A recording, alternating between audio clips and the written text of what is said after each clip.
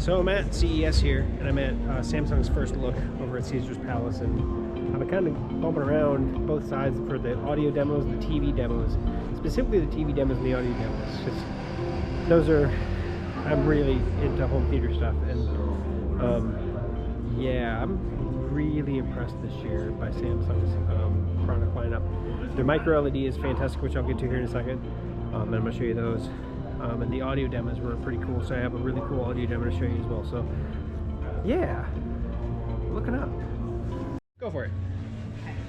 So I'm going to start a movie clip without this technology turned on. And you'll notice when I turned on the blender, you lose part of the storyline. Confirm it myself.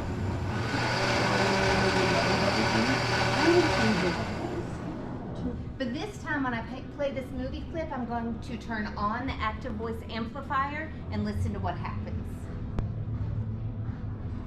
Did you go to his room after you went to see Mrs. Herbert? Once? What for? To confirm it myself. So, were you right about your feeling? I haven't seen Jacobson. That's pretty awesome. That's technology that people will love. And is that something that's only with the TV, or can you do that with the Q Symphony as well? It's a technology built into the TVs on the Q70 and above. Yep. So yes. If you with the Q70, obviously you can get a Q Symphony with the Q70, correct? No, I apologize. Okay. The Q80 is where the Q Symphony and the object tracking sound starts. And then if you had the Q80, yeah. all the then it would all work together. Yes. Okay, fantastic. Because the Q Symphony is pretty awesome to get the more atmosphere of the audio, because it brings it out of just below the TV. That was pretty cool, and the tracking is definitely pretty awesome. So. And then one thing I'd like to point out here also, once that ambient noise or the blender turned off, the TV automatically went to a more comfortable volume. Right back down to where it kind of was prior to you putting the blender on. That was pretty awesome. That's fantastic. Sure. Is that like ambient mode? No, so this, we're talking about, so it's still micro LED. Yeah. But this would be the idea of making the installation process that much easier. So you have two pieces. You have the panel in the front, and we call the back piece the station. So what you do, simply take it off. You got your contacts right back here. Then you got your contacts on the side. And that's how it transmits the video and the power. And then the back piece. That's freaking cool. Just comes off just like that. So there's obviously some that are actually attached to the wall. Correct, yep. And then it builds off of that attachment points with these. Yep. That is awesome. So then put it back, you just slap it back on. You turn your dials, that sets these hooks out that attach to the other ones. Yep. It locks it. And then this just goes right back up. And then as soon as it touches those contact points. Yep. You know, so like obviously if you just had, so many of them, when you add another row, does it just automatically resize it? From what I've seen on this demonstration right here, since it's still concept, because we've taken this whole top row off and I didn't see it automatically resize. But that question actually has been brought up, and I'll mention it to them if it's possible for it to auto resize. Yeah. And I can only see maybe one line right now, right there. We've taken, the shock. No, we've taken this one off a lot, so I've seen there's a couple here, but the rest of these are pretty seamless. But obviously once you line it, once you line it, and then you're not going to be taking it on and off all the time, so.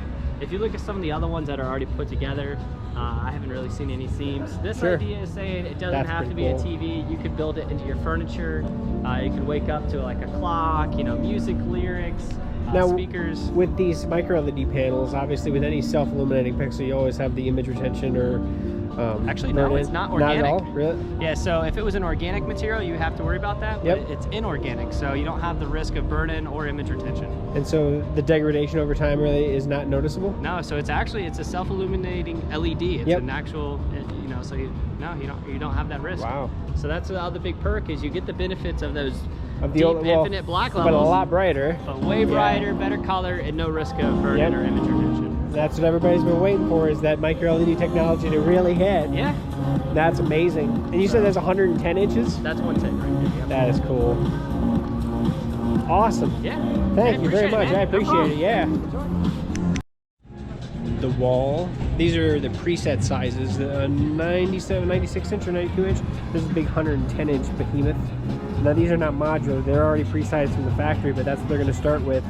Sounds like with the wall is preset sizes. But they just are amazing. They make OLED, it's like OLED, but just way brighter. God, that thing's amazing. Well, that's crazy on the video feed. That's not what it looks like in real life. It does not flicker like that. I cannot see any flicker at all. But that's crazy on the video. Cool.